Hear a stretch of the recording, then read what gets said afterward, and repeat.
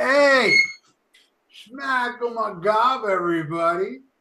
It's me, Dr. Fuck, and with me is. Oh yeah, the Ayatollah of Alcohola, Ian Wadley, and we have a super special guest today. Yeah, but, Uh, but, but Ian, I have to introduce this one. yeah, go ahead, you do it. That's fine. First of all, his last name begins with war. Right there. You know? That's He's a war machine. most badass shit. And he's a legend from South Florida. Um, we love him. The world wouldn't be the same without him. I'm talking about the man, the myth, the legend, Mr. Kevin Warhaft. Hi, everybody. He goes, that's his patent.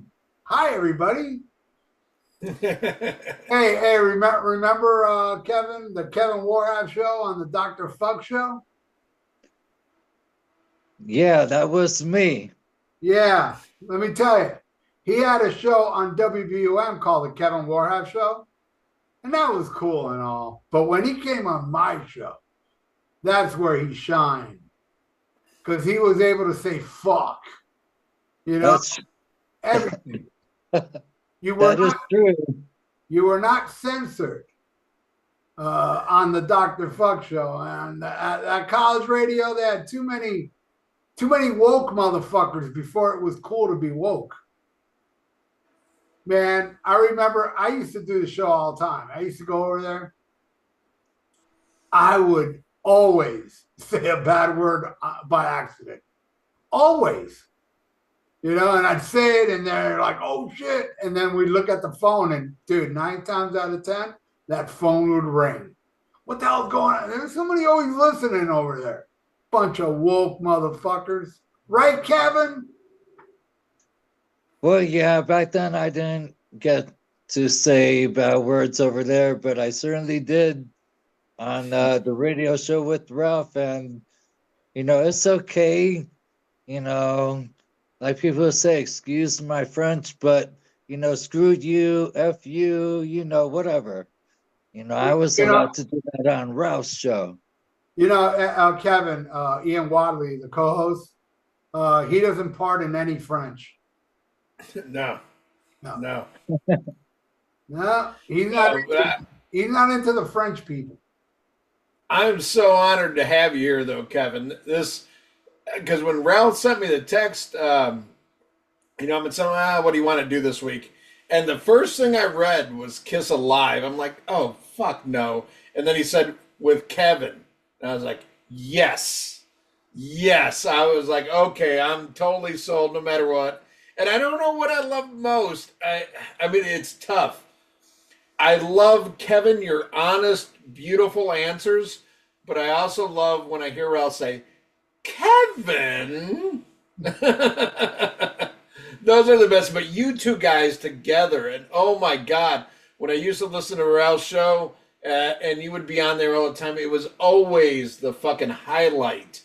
But it's an honor. It's an honor. And Kevin, we've been friends online for years now, but this is my first time actually talking to you and seeing you. So I'm very excited and, again, very honored to have you on this show.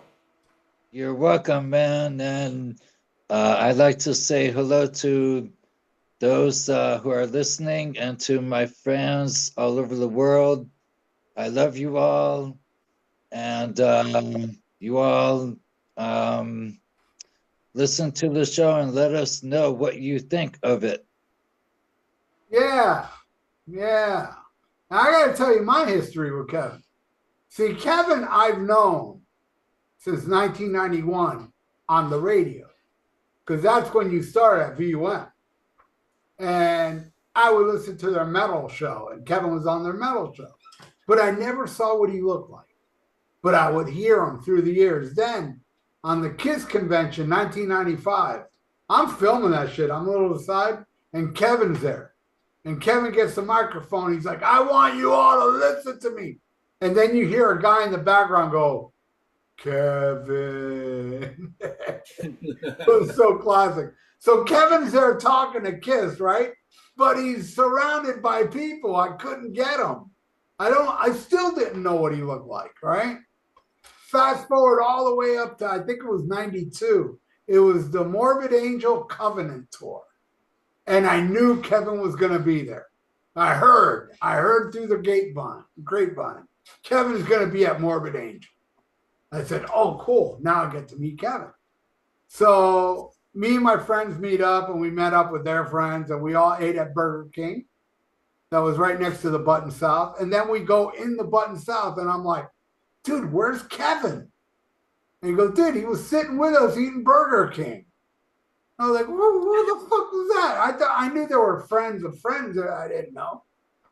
Then they finally introduced me to Kevin. I was like, oh my God. I wasn't expecting him to look like that. But I wasn't expecting Kevin Warhaft to be so sexy. Yeah, young Steve McQueen. No, I was like, whoa, man, what the hell? I was like, is this Kevin or Brad Pitt? I couldn't. I was like dumbfounded. And we became friends ever since then. And Kevin made Nico McBrain laugh a lot. Remember that, Kevin? Yeah, I do. Kevin was there. We had Nico McBrain actually come in the radio station with us, and he did a show with us. And boy, did he love Kevin. He really did. Well, even though Nico McBrain is retired from touring, hello, Nico.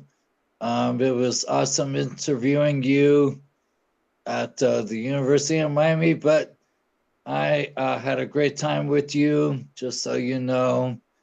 And hopefully someday we will meet again, and I will ask you if you remember me. But that time at University of Miami was so special for me because having a drummer like that in the studio, it was a special night for me and a special night for everybody else. Kevin, you don't mind me talking about the Williams disease, do you? No, I don't mind people asking me what I really am. Yeah, no, I'll let everybody know. Well, Kevin was born with something called Williams disease. And I looked into it. And one thing about everybody that's into Williams disease, when they like something, they become fanatical about it. I mean, Kevin, what's in 1316, right? The black metal band? 1349, 1349. 1349. Kevin promotes the fuck out of those guys. And Kiss. And he was a huge, huge promoter of Thrash or Die. Yes, that's true. And he was even in our video as a puppet. Yes, and on the album too. Yeah, and the album he did backing vocals on Zombie Assault. And also the cartoon, the No Pose Allowed cartoon. Kevin's in that too. Kevin's like the sixth member of Thrash or Die, And he would do the Super Kevin when we would play live. And he was always there showing a lot of support. Kevin's the real deal. But, everybody with Williams disease are like that. They when they love something, they become fanatical about it. And that's so awesome, Kevin. Well, here's the truth about me. Yes, I do have Williams syndrome. It's kind of like autism, but in a different way. I went through heart surgery at 13 years old because my aorta inside my body was not working right. And I was scared that day when I had the operation. When they put me to sleep, I thought I was dead already. But sometimes I feel like a ghost because when I'm in one area and then I go to another area, people are like, wow, I thought I just saw you in another place. And so, I'm used to it. I feel very still happy to be alive. I'm very thankful to the doctors that, helped me, uh, throughout that operation and saved my life. I was very scared, but I went through it. My family was there. Some friends were there, and this is in Birmingham, Alabama. Um, at that time, nobody knew how to do a heart operation in Miami, and this is 1985. And I've been able to live, since then. And, I feel like I will live for a very long time and keep on going. Oh, you will. You're gonna outlive us, man. Definitely, Ian. Yeah. Hey, so Kevin, we're going to Yes. talk about the news now, and we're going to ask your opinion on the news stories. All right? Okay. We're all going to have an opinion on the news stories. Is there any news you want to talk about, Ian? Oh yeah, got plenty of news. Let's see what's going up here. Gene Simmons says he took some heat for contributing to music for the movie based on Ronald Reagan, but he says he doesn't give a shit. Does it bother any of you guys that Gene Simmons contributed music to a Ronald Reagan biopic? He contributed music to it. Yes, there was like a cover of the classic Stormy Weathers that Oh Gene Simmons. yeah, I heard that. That was garbage. Yeah, but apparently, some people have given him shit for that, because they hate Ronald Reagan or whatever, or hate conservatives. But Gene doesn't give a shit. What do you guys think? Does it skew your opinion of Gene Simmons? No, well, he's done bigger dick shit than that. Yeah. Well, as far as I go, I'm not really a political person. I hate all the drama and the stuff about it and whatever the government does. But, Gene Simmons is Gene Simmons, and, he does what he wants to do. I have not heard this song that he did for the, Ronald Reagan thing, but, I'll just have to hear the song and then voice my opinion. Well, to me, remember when Gene Simmons came out when Prince died, said, "Snap out of your stupid depression." Blah, blah, blah. That's one of the dumbest things he ever said. Because you don't say shit like that about people that are depressed. If you're not depressed, you don't understand what they're going through. I've known people that killed themselves through depression, and turns out Prince wasn't even depressed. He was a fentanyl junkie. Right, Ian? Yes. Yes. But, I love Prince, but I still sold it to him. I needed the money. Yeah. By the way, I was talking to somebody backstage before, and he said, "Ralph, why do you have a false metal poser riding your coattails?" And I said, "Hey, listen, buddy. No true metal motherfucker's going to be on my coattails. That's right. Nobody hugs those coattails better than Ian, false metal poser, Wadley. Hell yeah. That's right. Man of War sucks. Ah, yeah. Then I saw the nurse because I go to the doctor again. She pulled down my 501 Levi's. Just to give everybody like really funny shit. That whole thing I did there from Animalize Live, Ian likes that shit. Ian hates it. Yeah, he likes Animalize Live. Yeah. Boy, he's always at the doctor, right? Yes. What do you think of that, Kevin? Why is Paul Stanley always going to the doctor? I don't know. I guess because he wanted to be Dr. Love? Yeah, probably. I think he's bundles of wood from Canada and a British cigarette. Fig. What All about right, next story.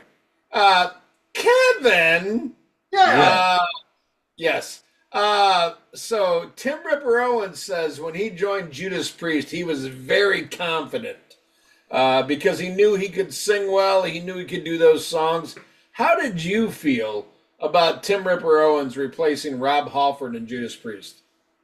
Yeah, Kevin. Well, I'm a Rob Halford fan. I believe that the original should stay the original.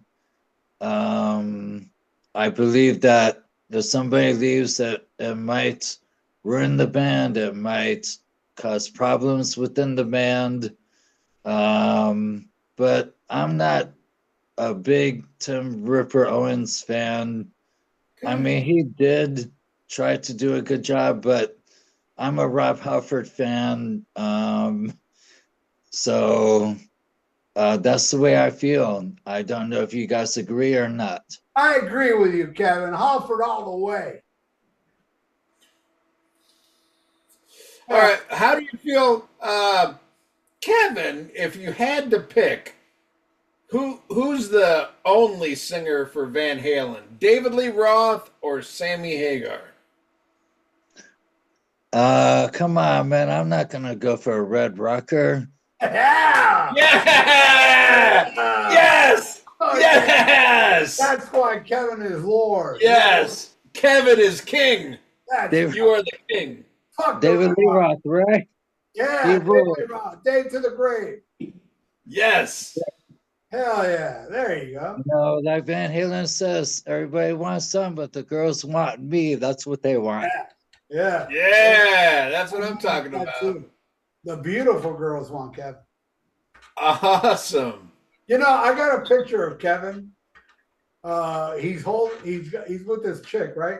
And he's holding her bra, and she's like showing her nipple. And Kevin looks like such a pimp in that picture. I love that picture. I would post it, but it's got a nipple in it. Hey, do what you want to do, man. Hell yeah, Kevin All Rule. right. Well, Kevin, Kerry King says that heavy metal music is a brotherhood, unlike any other form of music. Would you agree with that? Are metal fans the most diehard fans? Um, I believe that it could be that way, but some people don't get along. Some people do get along, but I don't know if it's brotherhood unless you really, believe that people will follow you, you know. Um, but it depends on the relationship that you have with other people. Do they follow you? Do they believe in you? If they don't, then why call it a brotherhood? That's right. All you Right. bitches need to rewind what he just said. Listen to it twice, bitch. Yes. All the cool people, keep watching. Don't rewind. Well, I think what he's saying is like, people who like David Lee Roth, that's a brotherhood. And people like Sammy Hagar, that's a sisterhood. And they're different, and one is better. Yeah, So, they're bundles of wood in Canada and a British cigarette. yeah, yeah. Poor Al Horta. All right. Let's see what else we Yeah, got I going gotta on. tell you, Al Horta. This is a funny thing about him. Today, we had a little chat going, and Al Horta's favorite band is Rush, right? So he's like, "Oh, here, by the way, here's my number." His last four numbers are 2112. That's hot. I guess he called the company. Hey, look, I want that last number, 2112. But what's fucked up, his favorite Rush album is Hold Your Fire. Yeah, that's Sad. that's sad. the bad part. Man. That's sad. And his favorite Rush song is Tai Chi. True story. Oh, is that the one that All right. that Mark's always that's the only bad song I got. You know, I Yeah. saw an interview with Rush after Mark's been saying this forever. Geddy Lee and Alex Lifeson both said Tai Shan is the worst song they ever wrote. And I'm thinking, that's Mark saw this interview. I heard Right. and then I went and listened to the song. I'm like, how is this different than all this other Power Windows crap? It's the same shit. You know, it's just as bad as all that. Yeah. Power Window sucks. Oh my God, does it ever? And Hold Your Fire, oofa. Yeah. Kevin, Oof, Kevin, marron. That shit's Kevin, terrible. Kevin wouldn't even bother to listen to that shit. Right, Kevin? You didn't hear that crap, have you? Hell no, man. Yeah. See, but spoken like a true music fan. All right. Well, Kevin, Yeah. were you a fan of Casey Chaos from Amen, who just passed away yesterday? I have never heard of him, but maybe I should. Is it good stuff? It's kind of well, he had a couple different bands, and I wanted to ask Ralph about this because Ralph might know his first band. I know the name, but I'm not familiar. Ralph, are you familiar with Christian Death? Oh yeah, but that's not metal. That's Oh, kind it's of not. like gothic shit. Oh, was it? Was it? Yeah. Okay. Yeah. I didn't know him, but yeah, he was. It's that bundle of wood music you like. Oh, okay, well, I need to check that out. But then he had a band. Some would consider it new metal. Amen. In my opinion, it was far too heavy to be considered new metal. I would lump it in more with like hardcore and punk. They put out a couple albums I really liked. Um, the first Amen, the self-titled album, "We Come for Your Parents." Um, but yeah, he passed away. You got on Blabbermouth, they say he was 59. I've seen other reports he was 55, kind of young. Um, but I know he had a history of drug use. They haven't said how he passed away yet, but I enjoyed their shit. Uh, wasn't groundbreaking, but was much better than a lot of other shit I felt was coming out at that time. So unfortunate, but there you go. The only Amon I know is what turned into Deicide. Yeah, yeah. Well, not amen, or not amen, but amen. It sounds the There, same to me, there man. you go. It's all the same. All right, what else we got here? Let's see here. Bunch of stories Yeah, nobody I can. got one. I got one. Okay, go ahead. Alex Van Halen was asked why, Yes. why he didn't have Sammy Hagar in his book. And he said, basically, he said, because he sucks. And the only Van Halen is with David Lee Roth. Yes. That's a good story. I Yeah, agree. I agree with that. I did see a little bit of a video where Alex was talking about Eddie and that Eddie died during the pandemic, that he didn't get to say goodbye to him or something like that. Yeah, what it was Eddie's immune system was totally shut down, so they couldn't get near him. You know? And what a lot of people don't understand, Eddie Van Halen died really because of the pandemic. He could have lived a few more years if it wasn't for the pandemic, because Eddie was getting these years of life from a treatment he was getting in Germany. But when the pandemic came, he couldn't fly to Germany. And that's why he died in 2020, you know? I don't know if I necessarily agree with that, but That's my theory. well, I mean you're entitled to your theory and all, but I mean if we're gonna, we're peddling this shit to the public, might as well tell them the truth. he was smited down by Jesus Christ because he played on 5150. You know, it was, you ever heard Creed of Death? They talk about the 12 plagues and, the shit like that. It was a case of fuck around and find out, I believe. That yeah, Eddie Van Halen, even though he like he tried to make peace with Jesus Christ and got Dave back, the sins he committed with Sammy Hagar were far too strenuous to forgive. That's why he's dead. Yeah, well, unlike you, Ian, I accepted my Lord and Savior Jesus Christ into my heart. And he's never, ever once said anything even remotely about that. And let me tell you something, man.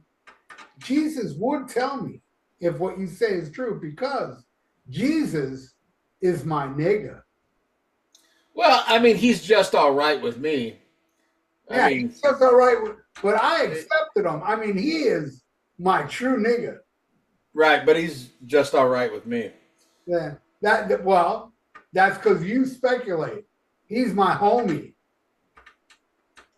And when what says you, Kevin? Why did Eddie Van Halen die? Well, it could be all kinds of things. I know that he smoked a lot. I don't know if he got cancer because of that. No, he did. He got cancer. He definitely died from smoking. No, he didn't. But there are certain things that I don't know that he really got that made him die. I really don't know why he died. Me and Jesus, we dropped a 40 on his grave. Yeah, well, Jesus didn't like balance, and neither do I. That's true. He did tell me that. All I know is that Eddie Van Halen was a great guitar player. He was married to Valerie, and his son started playing bass for Van Halen. Then he started his own band. But I did not know how Eddie Van Halen died. I really don't know. Yeah, but you seem to know everything else, man. Kevin is knowledgeable. Yes, he is. And he knows that, Eddie was killed for switching to keyboards when Sammy joined. Well, here's something. Did you guys see this? I thought this was an amazing cover. Have you seen the footage of the Kerry King band playing Killers by Iron Maiden? Yes, I have. I really enjoyed it. Holy shit. What'd you think of that, Ralph? I thought it was fucking excellent. Really good. Very well. Mm-hmm. But Kerry, when Kerry did his little solo, yeah, that kind of brought it down a little bit. But the other guy, Phil Demo, he was ripping on that Animan solo. But the thing is that, you're doing a Maiden cover. And fucking he didn't do Hanneman. What was I talking about? Phil Demo was doing Dennis Stratton. No, Dave Murray is Killers. Oh, Dave Murray. And KK did Adrian Smith. And Adrian Smith's more of a melodic player. And with Kerry going, that part didn't work, but the rest was really good. Mark really delivered. Kevin, are you a fan of Paul Di'Anno era Iron Maiden? Yes. I've heard the first two albums. I've seen a lot of live videos of him. It's sad that he is gone, that he passed away, but he was a big influence to a lot of bands, and he was a really good singer on the stage. He knew how to bring it, and I will miss that era era of Iron Maiden very much. Nice. All right. Kevin, are you a fan of King Diamond? And have you heard the new King Diamond single? And what do you think of it if you've heard Rambo, welcome home. um, yeah, I'm a huge fan of King Diamond and Merciful Fate. I really enjoyed the video, but I'll have to see more of King Diamond when his new album comes out, and Merciful Fate also. I'm just waiting to hear more new stuff, and yeah, I think it's a pretty good video. It was filmed at a haunted prison or haunted prison. Nice. Nice. Ralph, what did you think of this song? I thought it was better than Masquerade of Madness, and I love that one. Very excited, very excited. I mean, Jesus. I mean, I'm listening to Spider Lily, and I'm like, yeah, it sounds like, man, it should what it should sound like. I mean, King is taking so fucking long, over a decade to release a fucking album. It's like, come on, but now. Well, I've seen a lot of like blowback about the new single. That's why I was curious what you guys thought. I saw a lot. Yeah, I saw a lot of hate, and I know, you said, number 2 1980s band is Shotgun Messiah. Number 1 is Merciful Fate. So, I was curious to hear your opinion. I thought the song was really good. I mean, you could tell that there is some studio, AI involved, I think. I think it's fairly obvious to say there's some production help on the vocals, and there's the extra vocals of his wife, so you got the Yoko effect going on. But overall, I still thought it was a very strong song, and I thought it was especially after the last couple of King Diamond solo albums, thought it was a strong single. I thought it was a good fucking track. Makes me look forward to the new King Diamond album. So I'm all on board, man. I'm ready to. It's one of those concerts. He canceled the Seattle show. Unfortunately, I couldn't have made it anyway. But it's like fuck. I would have loved to have seen this shit live because I saw him in 2015 when he did the Abigail tour, and that shit was amazing. Really good show. Made me mad that I missed every fucking other King Diamond tour until then, because this guy could still bring it live. The stage show was, spectacular. So I'm excited about the new album, and I'm excited about new Merciful Fate too. I love their last album, 9. I mean, goddamn, how long has it been since 9? That's like fucking 1999. Yeah, Jesus Christ, it's been a long time. But that was actually my first Merciful Fate. That's when I came on board, and then I went on and found the old shit. But I'm excited about the shit. So any King Diamond I can get, I'm excited about. All right, what else? Go ahead. You got something more to add, Kevin? Yeah. What's better to sing about? Serpents or spiders? What is the better one to sing about? I'll go with spiders. That's a tough one. Why? I'm not scared of spiders, but I'm scared of snakes. But spiders kind of seem cooler.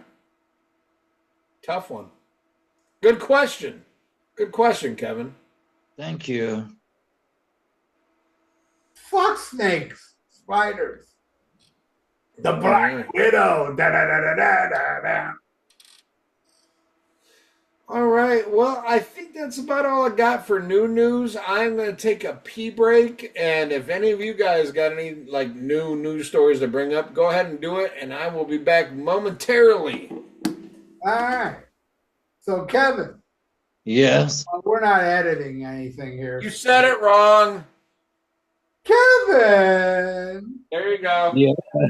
um, we're gonna talk about Kiss Alive now. Yes. We're gonna go through every song on Kiss Alive, and you're gonna give your opinion on each song, okay? Yeah. That's how we roll on the Rock and Metal Combat Podcast. Now, before Ian gets back, we can already start and talk to Kevin Warhaft about how did you discover Kiss?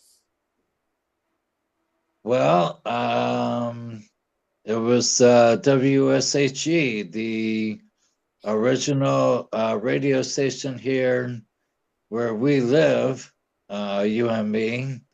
I started hearing Kiss on that radio station, and I started to wanted to see what they were all about. And, then I started getting magazines and seeing them in their costumes and their makeup. And I was like, wow, this is really cool. And I wanted to be a fan. And that's how I discovered Kiss to the song Rock and Roll All Night. Do you remember the year, Kevin? It was, I think, 74 or 75, because in my neighborhood where I used to live, different from where I live now, my whole neighborhood was filled with rock and rollers, and everybody that was there would go to shows and bring me back merchandise from all the shows that they went to, and Kiss was one of them. And over the years, I've collected a lot of Kiss collectibles, but now it's a lot of money. But that's how I became a Kiss fan. Yeah, Kevin, you and I, we both grew up with rock and rollers. Ian, poor Ian here, he grew up with Bang Tango and White Lion fans. Ain't that right, Ian? Tough time. Yes. My well, it's hard to say. My first exposure to Kiss was late '70s, and I wanted the Kiss dolls because I was a little kid and the Kiss dolls were big. And then I forgot about Kiss. I didn't fully join the Kiss army until Asylum. Uh, but when I saw the video for Tears Are Falling, that was it. They were my number one band. They were everything. And they were my everything probably till the age of 26. I would say, or whenever Psycho Circus came out. They were number one until Psycho Circus came out. But yeah, not anymore. Not so much. Kind of over it. Kind of very over it. And again, if Ralph would have just said, "Hey, let's do Kiss Alive," I'd be like, "Pass." Do this on your channel, Kevin. You're the only reason I'm doing this one is because you're here. But I gotta say, in hindsight, it was fun to go back and listen to Alive, because I haven't listened to this album in fucking years. And I'm not gonna lie, I fucking enjoyed it. And there was kind of a lot of revelations I got listening to this. But yeah, I came in Gatey's Kiss, as Ralph would call it. I love the bright colors, and man, I saw the video for Tears Are Falling, Who Wants to Be Lonely, all that shit. I was like, man, look at how cool they look. While everybody else was like, making fun of Gene Simmons, I was like, oh man, that's awesome. And I mean, fucking, Paul Stanley's green and fucking pink jacket. I thought, what was that? The Who Wants to Be Alone? I thought that was fucking awesome. Or Tears Are Falling, whatever. I thought that shit was amazing.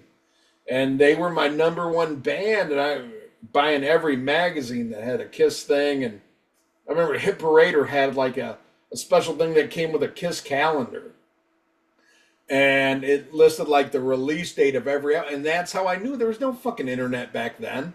I went through this Kiss calendar, and that's how I knew all the Kiss albums, and I would go and look for them, you know, and buy them. And I remember, you know, when I became a Kiss fan, you couldn't find music from the Elder. You know, you had to get that as an import, you know, and what a big deal that was. And I've talked about this on the show before. A friend of mine who wrote for a Kiss fanzine, we went to a record store and they had a Japanese import of music from the Elder, and I didn't have enough money, and I begged him to loan me some money so I could buy this. He's like, no. He goes, it sucks anyway. In hindsight, he was right, you know, but I was so pissed at him for not lending me that money because, like, I had to, because anything Kiss does is awesome, right? You know, that's how I used to be. What Ralph would call a Kiss twat. Definitely a Kiss twat. Yeah, and then you're just once, like Kiss twats today because Kiss can do no wrong. oh yeah, no, but that's how I was though. I had an excuse for everything. Any Kiss thing was like the greatest thing in the world, and it wasn't till Psycho Circus is when I really started snapping out of it, and realizing like, what the fuck, you know. But until then, man, they were everything, and now not so much. And like doing a podcast has made it even worse because to me the most low hanging fruit you can have is like, I'm a Kiss podcast or I do Kiss shit, because it is the easiest way to get listens. Like this episode is going to blow the fuck up. And you know why this episode should blow the fuck up? Is because Kevin Warhaft's on here. Not that we're talking about this fucking half-ass fucking Poison band. You know, this show should get ratings through the roof because Kevin is here. But unfortunately, it's not the case. It's going to be because we're talking about this band, and people will tune into this that cannot stand myself, cannot stand Ralph. Everybody loves Kevin, so. But the thing is, the numbers are going to go through the roof. Anybody can do this. Is like if you're a cover band that plays at a bar and you call yourself Free Beer. You know what I mean? It's that fucking low-hanging fruit. The easiest way to get watches. And fuck that. But that being said, going back and listening to this album today, I was like, it kind of reminded me of why I fell in love with this band, the stuff that I love the most about them, and even made me look at it with a whole new set of eyes, because there's a particular member of Kiss that I love to shit on. That I listened to this record and I was like, holy fuck, this is really good. This is really good. Newsflash, it ain't Ace Frehley. You know, but it was a pleasure to review this album, and Kevin, it's all about having you on the show, so thank you, brother. Well, my Kiss touring began at the Asylum tour when Eric Carr was the drummer. And after that, I went to even more Kiss concerts, but I didn't get to go, you know, to the early stages, quote unquote, of the band, when they had the original members with the makeup until '96 here in Miami. So I go way back with Kiss when I was a little kid, but now I'm still a fan, and Kiss Alive is my favorite record because without 100,000 Years, I would have never become a musician because of that. You know, Kevin, I have it on video. Kevin could do the 100,000 Years drum solo. I believe that. He did it. He did it at our rehearsal one day, and I filmed it. And I mean, he nailed it. Except he didn't hit the cowbell because there wasn't a cowbell there. But he did everything else. It was really badass him doing that. Nice. You know, I'll I'll tell tell about what I want to say about that drum solo. I'll tell you what I'd say. Kiss Alive, my history, because I got into double platinum, and then I believe it was Rock and Roll Over, and then I got Kiss Alive on 8-track, and I would play that shit over and over. I mean, nonstop. And I would look at the cover on it. It's just the album cover on an 8-track. You know, it's like, God, that looks so cool. But anyway, the Love Gun tour, when it came down my way, my brother was going. And I wanted to go back. And my brother said, no, you can't go. You can't go with me. And I was so depressed because Kiss was everything to me at that time. Well, not everything, but they were a band I wanted to see. I still like Sabbath more than Kiss, even when I first discovered Kiss. But anyway, night of the concert, he leaves. I'm depressed. I go in my room to listen to my Kiss Alive 8-track. My brother took it with him. Oh, That was a horrible night. did he just hate you because you were gay, or No. There was an 8-track in the car. Oh, okay. So he took the 8-track, not thinking, hey, maybe I'd like to listen to it since you won't take me to the goddamn show. And then later he told me, well, I didn't want you to see me smoking weed. I would have been looking at Ace Frehley smoking guitar instead of you smoking weed, you pud. Been looking at Ace Frehley smoking cock. Yeah, well, you Stuff know up his ass. Ace Frehley today, he likes stuff shoved up his ass and he pops pills. Kevin knows it's true. But my God, Kiss Alive to me, it's still, I listen to it today. It's fucking magic. It's a magic album, man. I don't give a fuck of it being touched up, except for Peter Criss, by the way. Everything on this album is live when it comes to Peter Criss, but everybody else was touched up. I don't care. I don't like touched up non-touched up albums. I love Speak of the Devil is one of my favorite live albums. That shit's touched up. Judas Priest, Unleash the East. All vocals are touched up. UFO, Strangers of the Night. I can go on and on. I mean, it's Wasp live in the Raw. Huh? Yeah, Wasp live in the Raw. I don't think Harder, Faster, or Manimal's ever been played live.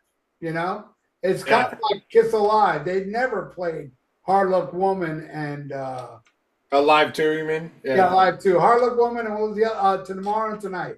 Never played live back then. It was all sound check shit at the Budokan, I believe. But and I love it. I love Tomorrow and Tonight on Live too. I don't like it on Love Gun. I like that fake live version more.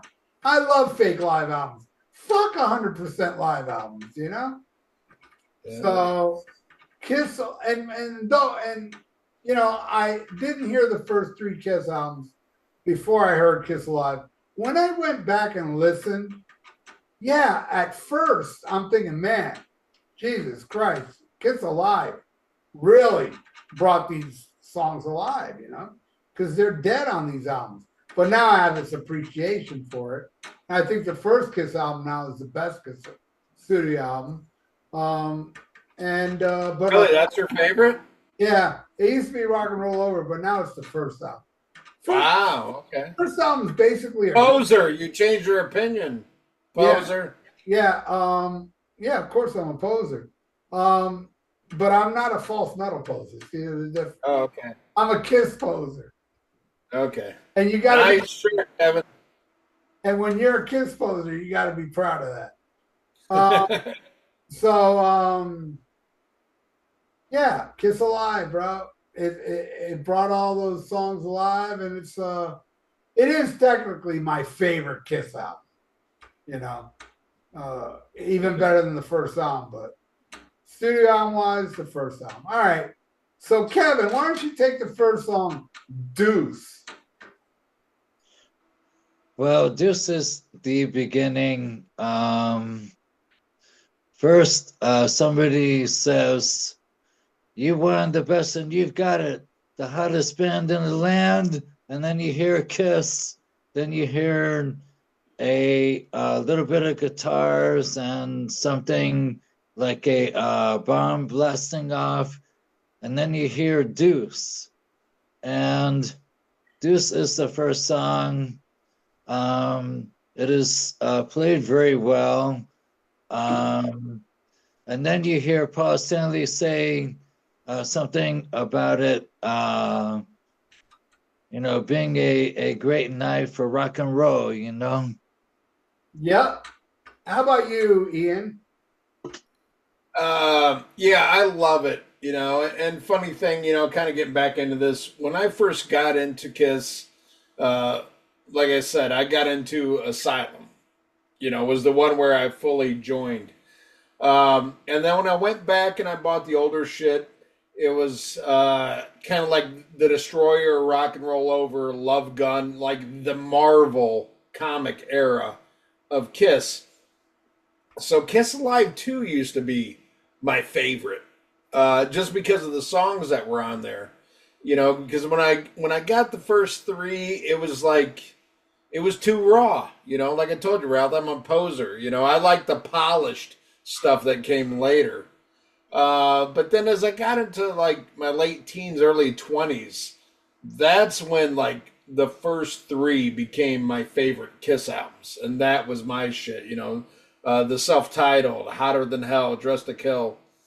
And then that's when I really discovered a lot more appreciation for Alive versus Alive 2. It's just more raw and hungry. And much like what you said, I'm fine with the overdubs, Yeah, I'm the same as you. I love all these live albums that were touched up. And I've heard a lot of like fully live albums that suck, It's all about the experience that you get as a listener. When you get it home and you put it on the turntable or the CD player, the cassette player, whatever, the 8-track, the reel-to-reel, I don't give a fuck. Whatever gives you that great experience, that feeling is what matters. And that's how it is with a live. And it's just a great opener. It's classic, and this band sounds hungry. They sound like a band, which I think they sound, you get that much more with the first three albums. They were a real band other than, I'm going to put in a demo, you put in a demo, we'll work the shit out in the studio, and I might see you twice on tour kind of shit. It all comes across. The person that on re-listening to this for this review that I have to give a huge apology to is Peter Criss. Because, man, I shit on this guy all the time about being a shitty drummer. But listen to this album. Peter Criss is amazing on this album. Like, really good. Save from one song. I think he's incredible. And he has this swing to it that you don't necessarily hear on those first three albums. But he sounds so good on this shit. I think a lot of it, is like, his shitty solo work. I've watched the Largo shit from the 79 tour. I mean, he was never the same after that fucking car accident. Never the same. But you listen to it on this, and then once you realize that his shit was live and everybody else's shit was overdubbed, you gotta have some respect for Peter Criss.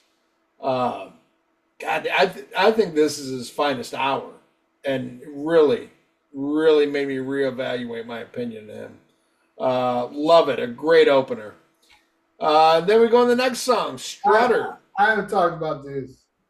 Okay. Oh, I'm sorry. Go ahead. Deuce. Drop a deuce. I think he's the VIP on Dress to Kill. I think his drumming on Dress to Kill is better than anybody on that album. But yeah, what a song. The atmosphere. You hear that bomb go off and that live sound. Eddie Kramer did a great job pumping in that live audience. Because yeah, they even changed that up. Yeah, they beefed it up but it's beefed up in a way where it sounds real. Unlike Kiss Alive 3, which it opens with Creature of the Night and Paul Stanley goes, Let me hear you in the middle of the song and the place erupts. That never happens, you know. Let me hear. Yeah, well, I So, was actually what pissed me off about Alive 3 is I was at one of the shows they recorded. And there's a part on there where Paul's like, "What do you want to hear?" And then I was like, "Every time I look at you." And it's not on there. And I'm like, "This is bullshit." I was there, and that's the song I wanted to hear, and they didn't play it. I was there yelling under up the creek. I wanted them to play up the creek. Nice. Cheap Trick. Cheap. Better band. Yeah, I was like, come on, play up the creek, but we don't know that song. Come on. Come on. I was poking them with a stick. But yeah, Deuce, man. What an opener. That shit crushes. But it's a 1-2 punch because it goes into Strutter. And that, a song that should have been on side 2 on the first album, in my opinion. Deuce should have opened side 1. But they did it right. And Until Revenge, this is the last time Gene does the first song on an album.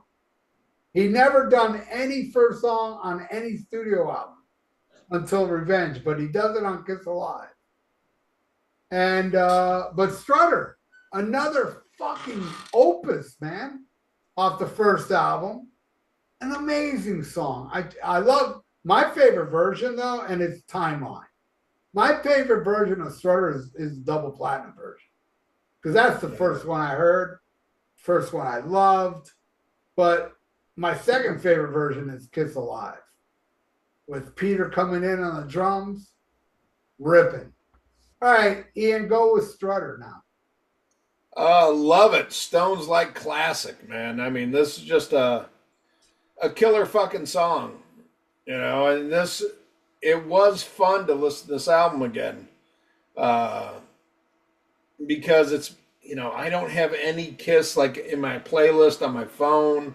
I'm so fucking over it. And I've talked about it on the show before where I went like 10 years without listening to Led Zeppelin because of working construction and hearing shit on classic rock radio. Like, that's the last thing you want to do is go home and listen to it when you've heard the same 5 songs 5 days a fucking week. But listen to it here. I loved it. I love the energy of it. I think it's a great track. What do you think about Strutter live, Kevin? Yeah, I'm a fan of it too. Great song.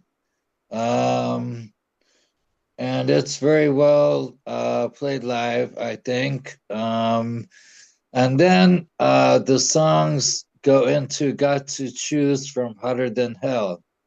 Yes. What do you think you got to choose? I like that song too. It's one of my favorite songs from Kiss Alive and Hotter Than Hell. I think it goes well with the live album. What do you guys think? Well, I gotta say, "Got to Choose" is one of my all-time favorite Kiss songs, and listening to this version, gotta admit it, dude. Peter is a star on this shit. Man, Peter is a fucking rock star on this shit. Just adds that certain something that, as much as I love the Hotter Than Hell version, Peter's drumming is the one that takes it to. I mean, because there is some songs on here that where I like the studio version better. This is not one of them, and it's all because of Peter. He's just got this great swing and this great groove that fits this era of Kiss and these songs, and absolutely love Got to Choose. What do you think, Ralph? Well, I will agree with you that it is the best version of Got to Choose is on Kiss Alive. I hate this song.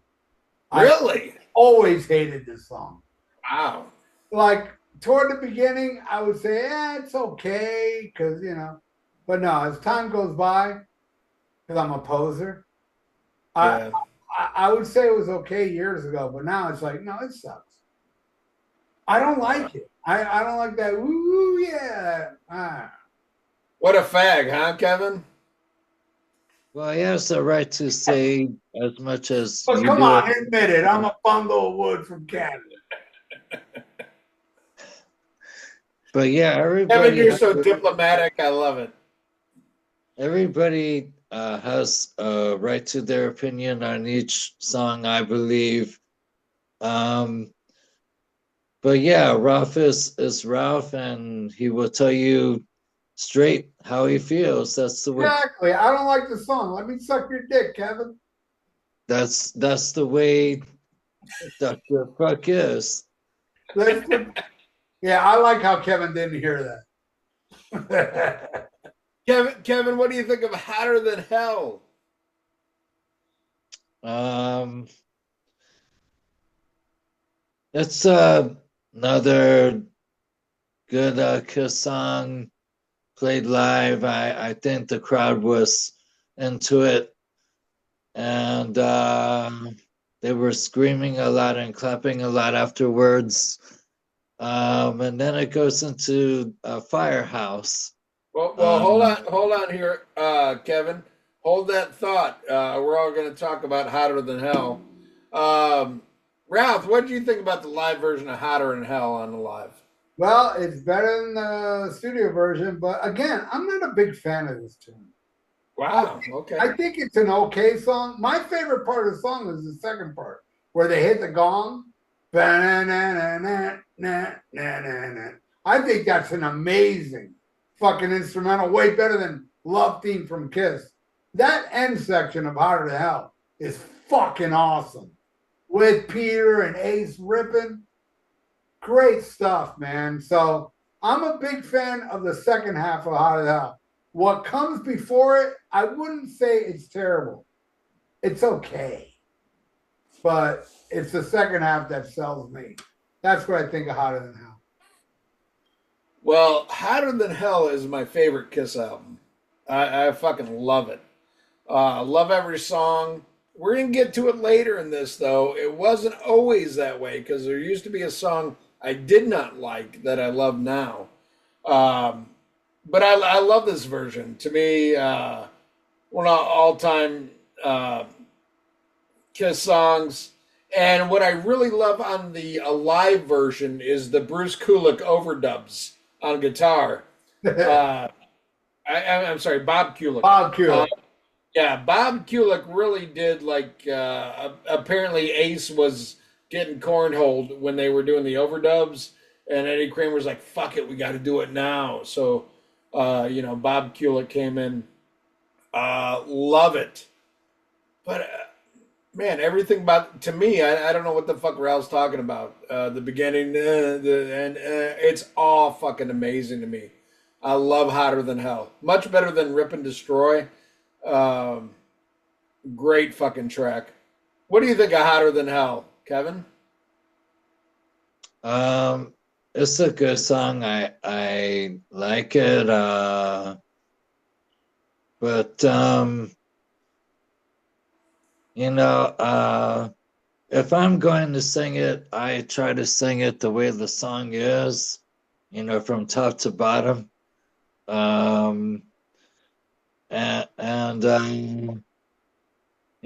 think it's a good live song too. I mean, I don't know if you guys agree with me, but it's okay. Oh yes, sir. Ian agrees with you. I don't. That's all right, Kevin. But Kevin, it's because I'm wrong. All right. What's the next song? The next song is Firehouse. All right, you take Firehouse, Ian, and then I'll throw it to Kevin. All right, Firehouse. God damn, I love the groove on this song. Peter and Gene are locked in on a groove. Again, this is one of those. I'm listening to this like, God, why do I shit on Peter so much? Because it's so good. But I love the bass from Gene just as much. But I gotta say, what knocks it over the top is the overdub by Steve Ferris on guitar. is fucking amazing. Once again, Ace couldn't be bothered or have the talent to fucking reproduce it. But Steve Ferris knocks it out of the park. I love this fucking song. I think it's awesome. Kevin? What do you think of Yeah. this song? Well, it's a very good song live on Kiss Alive. I think it is really well done. And then you hear, the sirens and then act like you're there at the concert and Gene blows the fire. And then Paul says, Firehouse, woo! And then the crowd goes nuts afterwards. Yeah. Another song I'm not crazy about. I seem to be shitting on a lot of these songs, right? Yeah, you do. But my God, the Ace Frehley guitar solo in Firehouse. The Who?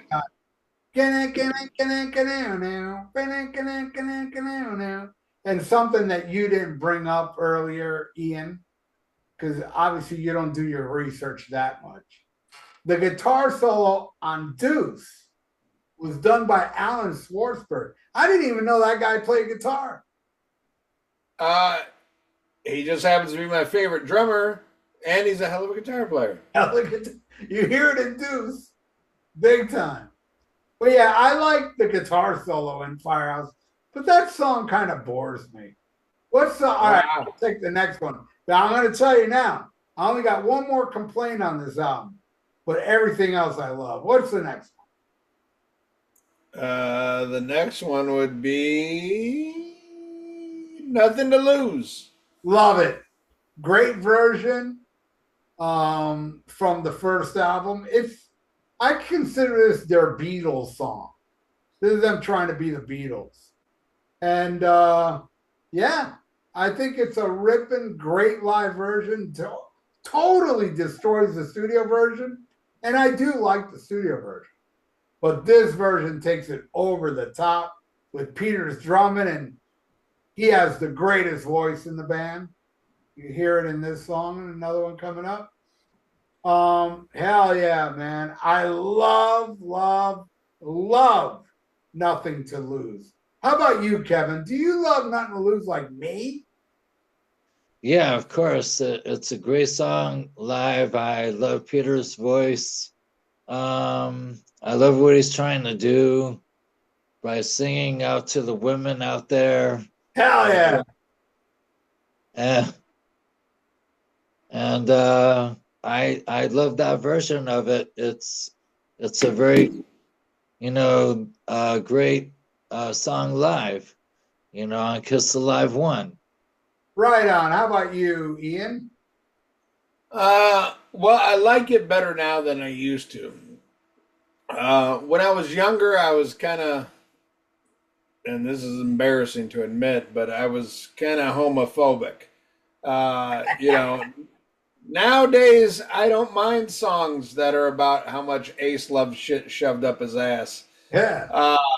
But Peter's tight drumming on this and his Rod Stewart-esque karaoke vocals takes this one over the top. Love it. I don't know if I would say I like this one better than the studio, but I definitely love this fucking track. I want to bring up something that it really pissed me off. What's that? I bought the first Kiss album sometime in, maybe it was the early 90s. I don't remember. But I bought the That's the first time you got it? No. Yeah. Oh. Yeah. I had it on compact disc. But I bought it in the 90s on vinyl for the first time. Yeah. Can you believe the fucking second song was Nothing to Lose live? What? And what it was, and I brought this up online, I got an answer. Because there's a lot of Kiss dork twat experts out there. In 1986, they repressed the first Kiss album with the live. It ain't the Alive version, I don't think. It's a different version, right? And the reason they did it because the piano player on the studio version wanted more money than they wanted to give him. So instead of giving them money to put the original on there, they put a live version. I really got pissed when I heard that. That's why I hate Don Airy. Don Airy did that. Yeah, what a greedy prick. All right, what's next? Who goes next? All right, next song. I'll take it. Come On and Love Me. Oh my God, do I love this fucking song. This is peak Paul Stanley. And proof that he is the best member of Kiss. Man, this is just cocksure fucking Paul Stanley by the numbers. And I'm here for it. I love it. An incredible version. I don't know which one I like better, this or the studio. They're both flawless to me. I love Come On and Love Me. What do you think? Kevin, be the tiebreaker. What's better, this or the studio version? Kevin. Ralph, Ian. I like this too. Also, I hear it a lot of times. When I listen to it, I'm not gonna say where I listen to it at because some people might think I'm nuts for going there. But I do listen to it on a streaming service, which I will not say here. But Come On and Love Me is a good song live too. What? All right, I'll go now. The last time you're going to hear me complain on this album. Not as good as the studio version. Nope. This is my second favorite Paul Stanley song. It's like Detroit Rock City and Come On and Love Me are my two favorite Paul Stanley. What? But Come On and Love Me, I take the Dress to Kill version easily over this. I like the mixture of acoustic guitars. It sounds a little too dirty on Kiss Alive, and it really taints it for me. It's like, man, if the studio version didn't exist, I may like this Alive version. But it does exist, and it's a disappointment. But you ain't gonna hear me complain no more about this amazing live album. Like the next song. What's the next song? Watch me talk really nice about it. Parasite. Oh, come on. Fuck yeah. Probably the heaviest song on this album. Relentless. Blows away studio version. And I love the studio version. Again, Peter Criss, his drumming on this song, unfucking believable. Ace Frehley, his crazy guitar solo during it. Hi, Curly. Fucking amazing. Parasite, probably my second favorite song on the album. My favorite song on the album, I'll tell you this right now, as a spoiler. My favorite song on the album, I hate the studio version. Yet it's my favorite song on Kiss Alive. Stick around and find out what song that is. I think the studio version sucks, and I think the Kiss Alive version is better than every song on Kiss Alive. Wow. Yeah. But what was the song again? Parasite. Fucking epic. Yeah, maybe my second favorite on the album. What do you think, Ian? Fuck yeah. I love this one. Heavy Kiss. God damn. What's not to like about it? The riff, the solo, and something people don't talk about. Like, as much as I love, this is one of those. Is it the live one or the studio one? I love the studio one because I love what Ace Frehley did on that one. The live version here, the overdub was done by a young Steve Brown. 3 years old. And that's the thing. Like people say, Ace is like, okay, but might not be the most technical guitar player, but he has a sound. Well, a 3-year-old can do it. Steve Brown did the overdub on this. But I love it. I love it. I gotta give the nod to the fucking Hotter Than Hell. I love that fucking album, and I love the song. But I'd rather hear Ace Frehley play it than Steve Brown. What do you think, Kevin? But before Kevin goes, I want to let you know there's this site called kissfacts.com. You get all the facts there. And you are right. Steve Brown does. Julian Gill. Steve Brown plays on Parasite, but they used his alias. It wasn't Steve Brown. His name was credited as Kidster. Yeah. And they had to add in the applause because a lot of people were booing when it was played live. True story. All right, Kevin, what do you think of Parasite? It's a great live. I mean, it's a great song on the album live. I mean, is it really Ace, singing? Why did you do that, Ian? Is it because really people are gonna cry? The thing, the chorus. I don't know. If it is, then it is. I'm not sure. But Parasite is what it is. Every song live is what it is. All right. Hey, Ian, throw I like it. the next. I want to hear what Kevin has to say about the next song. Throw him what the next song is. All right, Kevin, the next one, take this, baby. This is She. What do you think about She on a live one?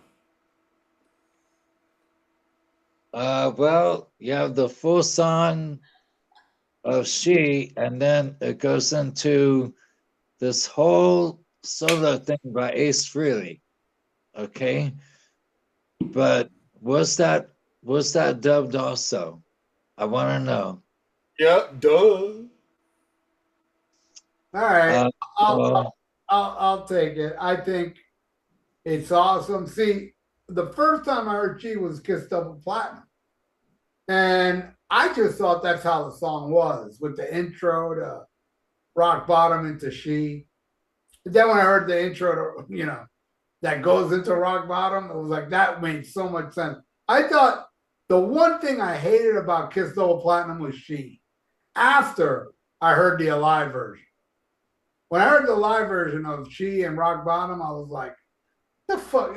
That's the one blemish on Double Platinum, if you ask me. I hate it. But the live version, which was the second version I heard before I heard Dress to Kill, fucking owns heavy. I love the lyrics, she takes off her clothes, shit like that in the 70s to a little kid like me. She takes off her clothes. It's fucking wow. Doesn't mean nothing now, but I'm just saying, I loved shit like that. Just like Ian loved about Who Wants to Be Lonely. You know what I mean? The big difference, I fucking talking about some chick taking off her clothes. Ian's talking about masturbating because he's lonely. I thought the song was about a dude putting on chicks' clothes. I don't know. What, Who Wants to Be Lonely? Yeah, that's what I got out of it. And I'm like, you know what? Whatever. I'm here for it. I got to give a shout out to two people. There's two people I know that think Who Wants to Be Lonely is the greatest Kiss song. And that is Eric Jordan, RMCP, and my old guitar player, Ryan Taylor. They both think Who Wants to Be Lonely is the greatest Kiss song. And that's why Auschwitz never should have ended. Wow. Neither are Jewish, Ian. I don't think so. Oh. Yeah, I know, but why pigeonhole people? Hey, Kevin's Jewish. Oh. Hey, that's a terrible thing to say. Hey, Ah, he didn't mean that, Kevin. What's wrong with you? okay. Did you hear that, Kevin? He just called you Jewish. That's fucked up. I Oh, am Jewish. Dreidel. Come on, do the Dreidel song for me, Kevin. All right, I will. Oh, Dreidel, I will play when it's dry and ready. Oh, Dreidel, I shall play. That's awesome. How was your Hanukkah? Is Hanukkah over yet? No, it starts on Christmas. What? I thought Hanukkah was before Christmas. It was a leap Not year, this you year. asshole. Pay attention. Oh, Not- so Hanukkah starts on Christmas. yeah, this But year. Yeah, but isn't Hanukkah like 12 days? it's 8 days. 8 days. 8 days a week. Auschwitz. You. You didn't hear that version? 8 days a week. It goes 8 days a week. Auschwitz. That's fucked up. Yeah, I didn't like that either. Did you That's like that, Kevin? Uh, Nope. well, I celebrate Hanukkah every year, and I think it's you know, um, did I become a fan because Gene and Paul are Jewish? No, I became a fan because they were a band that wanted to be the band that, couldn't be as famous as they were. Well, Kevin, I gotta say, I'm glad you don't like Kiss because how Ace really hates Jews. Yeah. Yeah, see, Ralph quit liking Kiss because he found out they were Jewish. And Yeah. that's just wrong. Ralph likes Che better than the Jews, and I don't get why. But Fuck yeah. capitalism. Yet I'm not leaving America. I'm a bitch. Okay, so the next song is called "Watching You," right? That's right. Kevin, Yeah. see how Kevin makes the show flow? Yeah, Kevin's like, fuck your Jew hate, Ralph. All right, Kevin. What do you think of watching you? Well, I think it was great played live. I mean, um, Gene does a little in the song, um, like he does in Deuce at the beginning of the show. And then well, in the middle of the song, you have a kind of little drum solo by Peter Criss. But it's a good song live, I believe. What do you guys think? Well, before I gotta say how funny it is that Ian puts that picture up while Ian is covering Gene Simmons, microphone is covering Paul Stanley, and all you see is Peter Chris and fake Fairley. That's just genius. What? No, that's the spaceman, and that's Peter Criss. Yeah, The Catman. the copycat. All right, watching you, Ian. Take down. What song? Okay. Hold on here. Oh, wait a minute. I didn't talk about She. All right, go. And after she go into watching. Okay. Let's see. She. To me, Black Sabbath meets Beatles, with a pinch of that Wicked Lester charm, and I'm here for it all day. Even though it was co-written by a child molester, Stephen Carell. Yeah, I'm cool with that. What's the next song? What's number 10? Watching you. Watching You. Classic Demon. I fucking love it. Some groovy Peter on this song, man. I dig it. Again, I don't know, is it the original or is it this one? They're both great. But I don't think one, overshadows the other. So they're both amazing. I can't pick a winner. but the song is what is the champ. I fucking love it. What do you think, Kevin? Kevin already talked about it. Okay, bye. I love it. I love it more than the studio version, but I do love the studio version. I have no complaints. I just think Alive pumped a little more of that fucking rocket sauce, you know? And it's a fucking badass song, probably the third heaviest, or yeah, no, the second heaviest song on the album after Parasite would be Watching You, if you ask me. Great licks, great fucking riffs. I was so happy this was on the reunion fucking set list. Unbelievable. I'll never forget seeing them play Watching You in 1996 for the first time in Madison Square Garden, losing my fucking mind. I didn't know that would have been in the set list. Fucking amazing song. What do you think, Kevin, about that song I was just talking about? Watch. Oh no. Was I talking about? I was talking about Watching You, right? Yeah, everybody talking about Watching It. What's the next one? 100,000 Next one is years. 100,000 years. All right, 100,000 years. Fucking epic. You know, of course, the Peter Criss drum solo. Da-dum, dum, Yeah, da-dum, that dun, bass. dun, dun, dun, dun, dun, dun, dun, dun, dun, dun, dun, dun. Fucking ripping song. And well, at least you're covering Paul there, Ian. Okay, so here's my opinion of the song. I love the song. Peter Criss's drum solo really made me want to be a musician at that time. So I wanted to be a drummer and a singer because of him. And I still do that, but I do a solo. Because being in a band is very tough. You have to try to get along with everybody. It's a tough world out there on the tour bus all the time. And but I love the song. It's a great song live. And if you can't do that drum solo, then why do you play anyway? Exactly. And plus, what Kevin was saying, it is tough to get along with two Jews.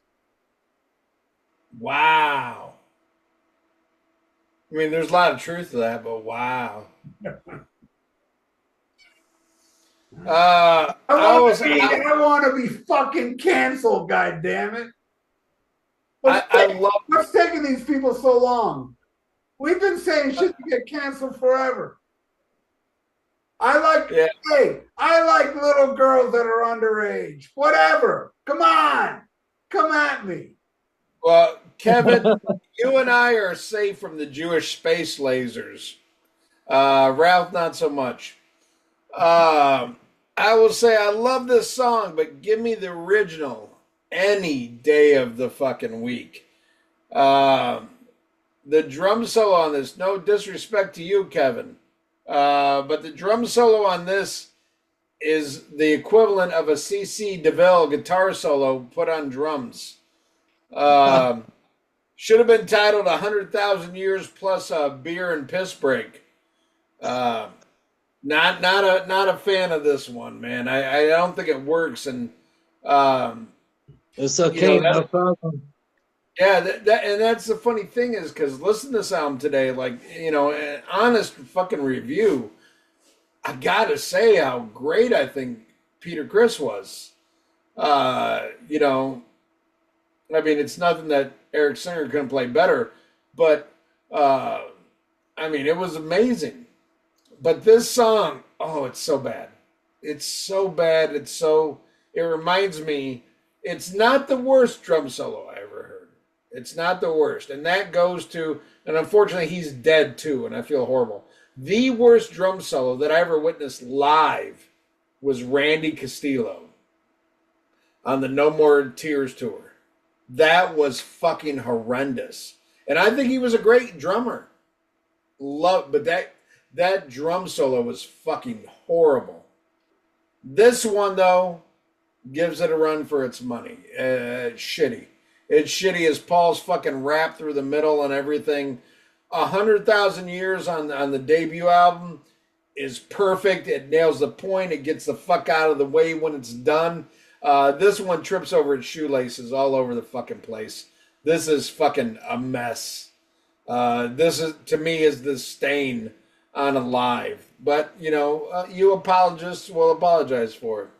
But I'm not a fan. No, sir. I love it. I think it's very important, probably a very, very important part of the album because of all the drummers that have come out saying how this drum solo influenced them. Yeah, but that's like all the bicycle riders who come out of, I love Training Wheels. Hey! I'm speaking. Okay, bye. You had your little thing, and I got mine. All right, here we go. I am not right to you. All right? I am talking about my own opinion, not telling anybody to think like I do. I just think that the reason a lot of people were influenced by this drum solo because it's badass.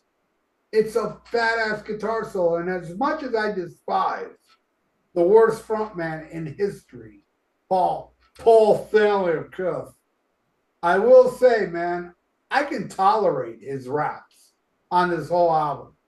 Sure, they're still scripted, but back then he wasn't trying to be David Lee Roth, and he was a horrible, terrible David Lee Roth. You know, he was pretty shitty on Alive too. Some of you girls want to get yourself kissed, and it's in the ladies' room. And people out there's so many people that say he's the greatest frontman ever. It boggles my mind how anybody can look at this guy and say that. I can understand if somebody listens to Kiss Alive and say, hey, he's okay. I wouldn't say he's great, but he's okay. Where later on it's like, man, how can you even say he's okay with the 501 genes and constantly going to the fucking doctor? And then it got even worse. I even think from the reunion on, when he became the rock and roll preacher, was even worse than his that whole fucking people over there, let me hear you. It was always the same bullshit with Paul. Little fucking rock and roll minister. Go back to the hospital, Well, everybody knows he's not the best, but I'm curious here. Let's hear the voice of God. Kevin. Yes. Who is the greatest frontman of all time, in your opinion? Oh, you got me there. That's a very tough one. Dude, well, I'm sitting right here. Is it David Vincent? I just saw him play live. No. Okay. Who would you say if you had to pick one? Me, goddammit! It is me. Just kidding. That's me. Well, okay. It's hard for me to choose, but you got to choose. Rules, man. Me, right? Yes, Dr. Fuck rules. That's it. Yeah, it's a logical answer. I wouldn't say that because, I don't have an ego. I mean, you do a great cover. It makes perfect sense. Well, all I can say is obviously Kevin's never seen Bang Tango live. Yeah. No. Yeah, on purpose. I never will. Hell yeah, fuck that band. Fuck White Lion. Yeah, man. Vito Prada. That song, Wait, reminds me of too many cheaters I've had. Yeah, cheaters. Yeah. They're like British cigarettes. Yeah, Yeah. Yeah, Vito Brada sounds like a fucking venereal disease I caught in Spain. And I'm Okay, so sticking to it. the next one is Black Diamond. All right, Kevin, you take that one. Um, well, Peter sings it very well, and then you know, Ace does the solo with Paul and Gene, and then you hear all these bombs go off. You know, and so I like the song live too. You know, besides the studio version, but on the studio version, you just hear the finish down, down, down, and then it starts going all the way down till the tape runs out. Well, on the Alive version, they do a couple of those, and then the bomb goes off several times, and then you know they say goodnight, and then the crowd keeps clapping their hands. Yeah, and they come back out. But Ian will go into Black Diamond, and then I will. All right. I love this fucking song. To me, this is Peter's true masterpiece. Fuck Beth. Fuck Beth sideways, with two fists up Ace Frehley's ass. That shit's terrible. Uh, this is Peter. I mean, it suits him perfect, his voice. And the funny thing is, like, as much as I think this is like Peter's crowning achievement, I think Eric Carr did a fucking amazing job on it too. And I was so glad that they kept it, it would go in and out of the Kiss set list during his tenure. And I don't know, has Eric Singer done Yeah, Black Diamond? yeah. I don't know, but Eric Singer's got a good voice too. I ain't gonna lie. And they're all three of them are great drummers. But to me, this is when I think Peter Criss, I think Black Diamond. I don't think Beth. I don't think Hard Luck Woman. I think fucking Black Diamond, and it's fucking amazing. The live version on here, it's extended. There's even more shit. This one to me eclipses the studio as much as I love the studio version. This is the Black Diamond I want to hear. Absolutely love it. What do you think, Ralph? The best version of Black Diamond. Amazing song. This is my favorite Kiss song. Well, my favorite Kiss song of the original four. I actually like Young and Wasted, my favorite Kiss song of all time. But as far as my second favorite and my favorite with the original lineup, Black Diamond. And I love the studio version. There was a while I didn't because I loved the Kiss Double Platinum version. It didn't have that extended ending. But man, listening to extended ending now, I love it. It's all doomy. Takes forever to end. I love it. I fucking love it. But I didn't back in the day. But the Kiss Alive version is the definitive version. I mean, it fucking blew my mind. Like hearing the double platinum version a trillion times before I ever heard the live version and loving Black. I thought Black Diamond was the best song on double platinum. Not the best song on Kiss Alive, but it's better than the best song on Kiss Alive. It's the Kiss masterpiece. It's their Stairway to Heaven. It came out of the gate with like the greatest fucking song ever. Amazing. Absolutely love Black Diamond. What comes on after Black Diamond? Rock Bottom. Love it. Rock Bottom. And I love this more than the studio version because that studio version is annoying how long that fucking intro is. Where Kiss Alive doesn't do it that annoying long, does it just the perfect length. Fucking heavy, killer Paul. And I will say, man, Paul Stanley to me was the greatest songwriter in Kiss, hands down. In the 70s, I don't think anybody wrote songs better than Paul Stanley. Shit, Paul Stanley wrote fucking Black Diamond. He ripped it off from Gene Simmons, by the way. Gene Simmons told Paul one day, he said, I want to write a song about a black prostitute, and I want to call it Black Diamond. And Paul came back the next day with it. And Gene's like, I ain't gonna better this shit. Anyway, hell yeah. Rock Bottom fucking rules. Kevin, what do you think of Rock Bottom? Well, I'm not, the guitar playing at the beginning,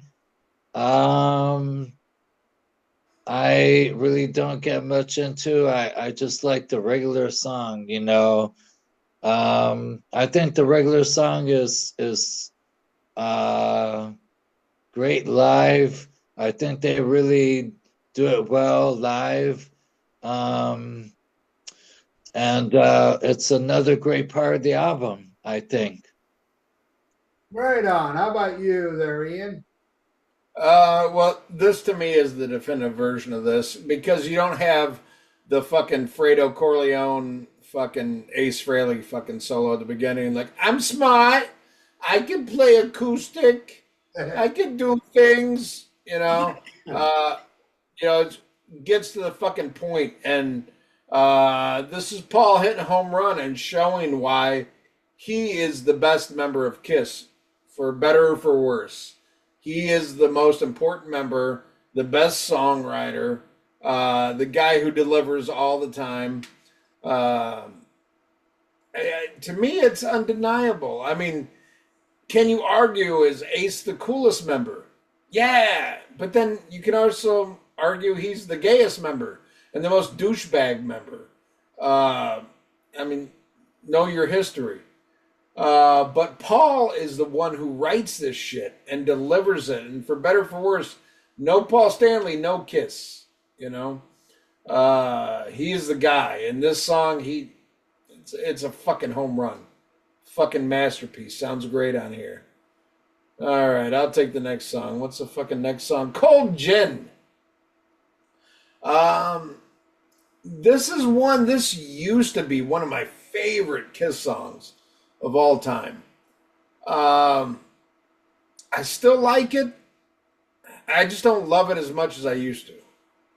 And I don't know why. Much like a lot of Kiss that I've outgrown, I guess I would put it in that category. But this used to be like in my top 5 Kiss songs. And now it would be nowhere near there. But I still dig it. I think it's a great version. What's better, the original or this one? They're about neck and neck. I mean, they're both really good. I'm just kind of over the song, but it's Cold Gin. It is what it is. What do you think, Kevin? I'm a fan of the song. I mean, whenever I'm drinking a Coke, I think about that song. And if somebody asks me, what are you drinking? I say, I'm getting, drunk. I'm having a cold gin. And so,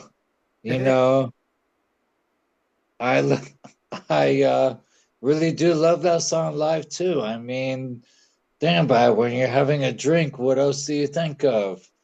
I don't know, but it's up to you to enjoy it. So, it's Cold Gin time again, and it will always win. That's the way I think. That's right, Kevin. You know what I don't think of when I drink?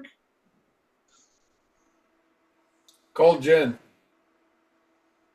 No, I think of Cold Gin all the time, like Kevin. I'll tell you what I don't think of when I drink, though. Cabo Wabo. I never think of that one. No, not me either. All right, I go now. Yes. What was it again? Cold Gin. Yeah. Oh, I love it. It's a classic, man. Here's some little Kiss douche knowledge for you.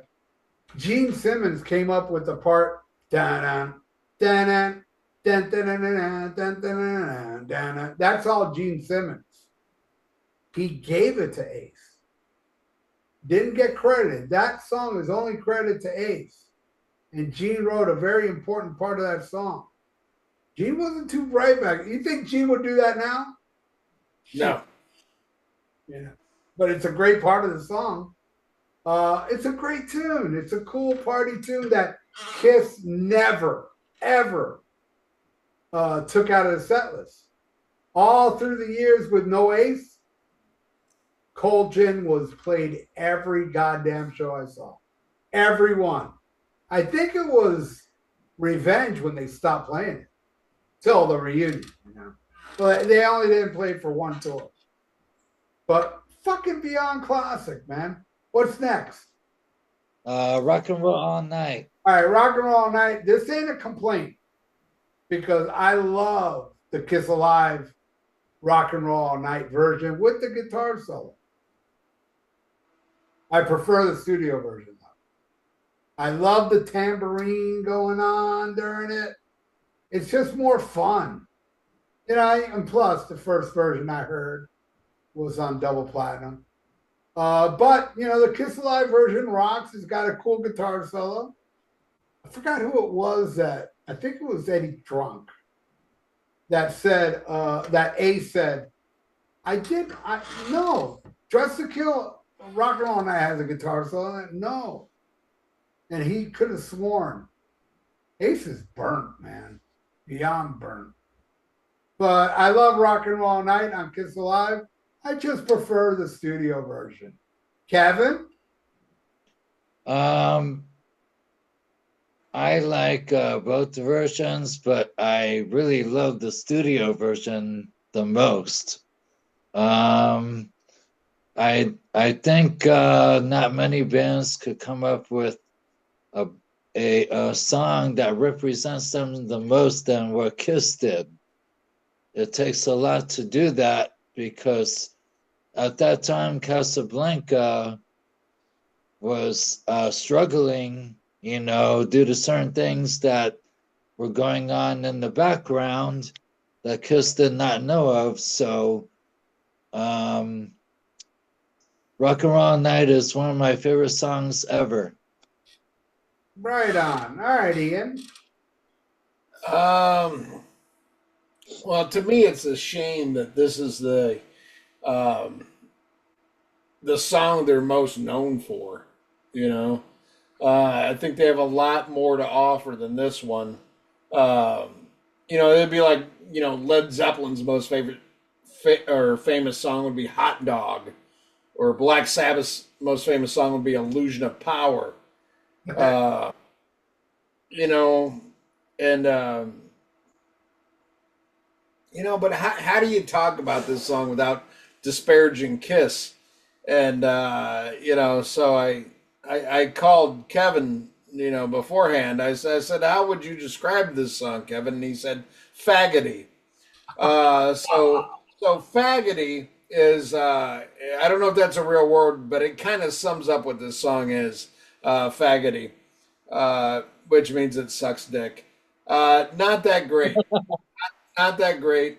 I don't care which version you take. To me, this is like some Bay City Rollers, like Poison type level shit.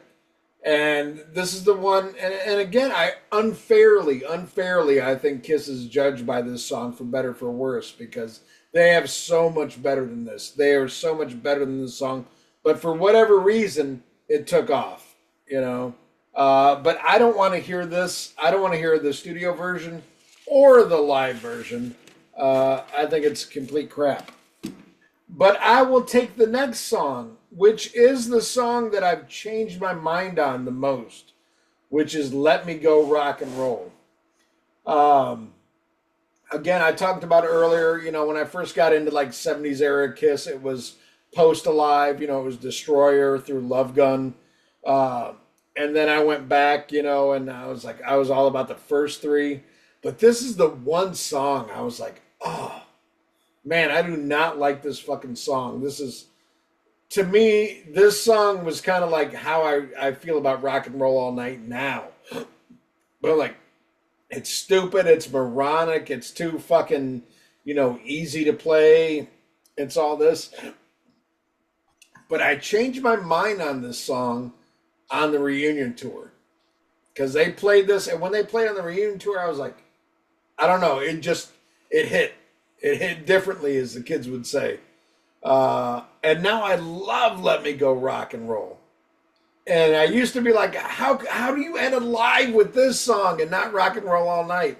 And now I'm the complete opposite. Like, I would much rather see a Kiss show end with this song. I love "Let Me Go Rock and Roll" now. I think it's a great track. What do you think, Kevin? I like it too. There's certain parts of the song where, you know, like in the middle of the song, you hear dun dun dun dun dun dun dun dun dun dun dun dun dun, you know, from Gene, and then it goes to the end where Ace does all this soloing. I don't know if it was dubbed also at that song on Kiss Alive, but you know, it's a great song live also.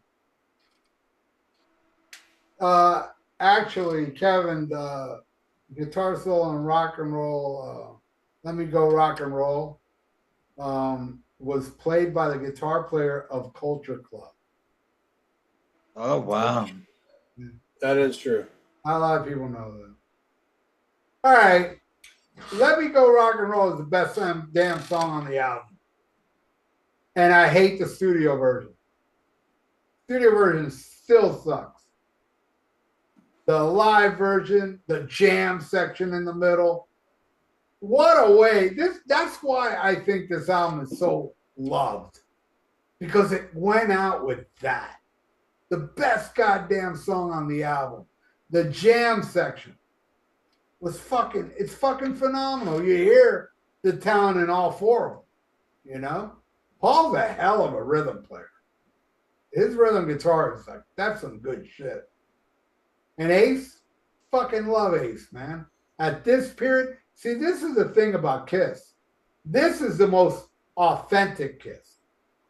This is real. You can't get more real than the first three albums in Alive, because after that, you had Bob Ezrin throwing in some shit. You had Hard You can't get more real than a fake live album. Yeah. Then you have Hard Luck Woman, Almost Human. The songs I love, but they're not as simplified as the first three albums. So I think the songwriting up to Kiss Alive was the most pure Kiss there is. Then after that, it got a bit diluted with different band members playing on songs, or or not playing on a song. So yeah, Kiss Alive, man. Fucking, that is the end of an era of Kiss. Because after that came in the Fame, still great albums. I mean, Rock and Roll Over, my second favorite. But I see the difference then, for us that weren't there. Because if I wasn't there, I know both of you weren't there, because I'm much older than both of you. Kiss fans hated Destroyer. And rightfully so. I mean, I love Destroyer, but man, if you're growing up with those three Kiss albums, and then Detroit Rock City comes in with it's like, what the fuck is this? This ain't fucking, rock bottom. I understand. Even though I love this shit, I understand how original Kiss fans gave up after Kiss Alive. Well, like Kevin said, there was a lot of faggoty songs on Destroyer. Like Great Expectations. What are you talking about? I don't know. But I will tell you this, getting off the Kiss subject for a second, this may be the last time you see me on Almost Human Live and Rock and Metal Combat Podcast here, because everything is gone and I'm moving into my new house next week. I like the pictures behind you, though.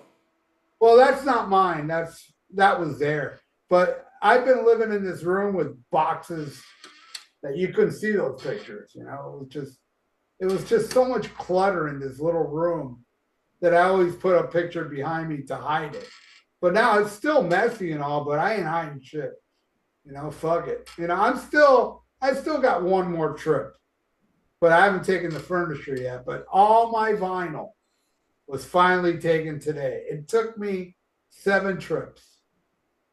And I took in most of my clothes, except that dresser behind me is full of clothes. But yeah, finally, I'm gonna be back at my old house, man, and I can't be happier. Right on. All right.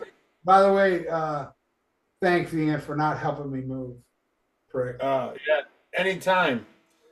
Um, Kevin, well, I we'll forgive. Kevin, I forgive. He's a bit far. This album was released September 10th, 1975, produced by Eddie Kramer. And, Eddie Kramer's been vocal about, the overdubs. And I got to give credit where credit's due, man. What an amazing sound from Peter Criss. And he is the only one that's not overdubbed. He said, Gene had to do some tightening up. Paul had to do some tightening up.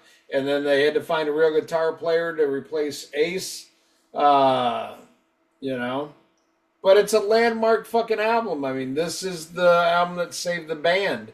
And then I was looking at it. You go on Wikipedia and you see the sales, and I'm like, gold? I'm like, gold? What the fuck are you talking about? And as I did some research on this, they're saying that in actuality, this has sold over 9 million copies. But for some reason, it says the RIAA only acknowledged 500,000 units sold in the U.S., even though the album has sold over 9 million copies worldwide.